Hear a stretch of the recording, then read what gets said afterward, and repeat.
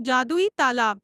यदि आप मेरी चैनल में नए हो तो मेरी चैनल को सब्सक्राइब करें, शेयर करें और लाइक करें। धन्यवाद। एक गांव में एक छोटा सा तालाब था जिसे जादुई माना जाता था। कहा जाता था कि जो भी इस तालाब में नहाता है, उसे उसकी मन की इच्छा पूरी हो जाती है। गांव वाले अक्सर तालाब में नहाते थे और अपनी अपनी इच्छाओं को पूरा करने की कोशिश करते थे और बहुत से इच्छाएं पूरी भी हो जाती थीं। एक दिन रवि नाम का एक युवक अपने परिवार के साथ गांव में रहने आया। उसने जब जादुई तालाब के बारे में सुना तो उसके मन में अपनी एक इच्छा पूरा करने की लालच जागी। उसने गांव वालों से तालाब के बारे में पूछा, लेकिन गांव वाले उसको यह बताना भूल गया कि रात्रि में तालाब में तैरना सुरक्षित नहीं है।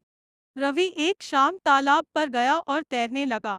वह अपनी इच्छा के बारे में सोचते हुए खुश हो रहा था। अचानक उसे किसी चीज ने नीचे खींचा। वह तालाब में रहने वाली एक विशालकाय जल सर्प था, जो सिर्फ रात में बाहर आता था।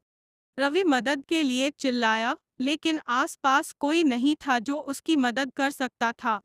उस समय उसे अपनी माँ की सलाह के बारे में याद आया, जिसने उसकी माँ ने कहा था कि अनजाने जगहों पर हमेशा सावधान रहना। जब रवि को लगा कि उसे बचाने के लिए आसपास कोई नहीं है, तब उसने संघर्ष छोड़ दिया और गर्दन झुकाकर मरने का नाटक करने लगा। उसका यह प्रयास सफल रहा और सर्प ने उसे छोड़ दिया। रवि घबराकर और डरकर अपने घर लौट गया। उसने अपने माता-पिता को इस घटना के बारे में बताया और वे उसे डांटते हुए सावधान रहने की सलाह दी। उस दिन से रवि ने सीखा कि सलाह का सुनना और सावधान रहना कितना महत्वपूर्ण होता है, विशेष रूप से अनजाने जगहों में। उसने अन्य गांव वालों को भी रात में तालाब में नहाने के खतरों के बारे में चेतावनी दी। गांव वाले रवि की चेतावनी के लिए आभारी थे और वे स्वयं भी सावधान रहना शुरू कर दिए। इस कहानी का सारांश यह है कि अनजाने जगहों में सावधान रहने की जरूरत होती है। यह जीवन के हर पहलू में लागू होता है। मोरल: इस कहानी से हमें यह सीख मिलती है कि हमें अपनी जिंदगी में समय समय पर सावधान रहना चाहिए। हमें नई जगहों पर जाने से पहले अच्छी तरह से जानकारी लेनी चाहिए और सलाह को सुनना चाहिए।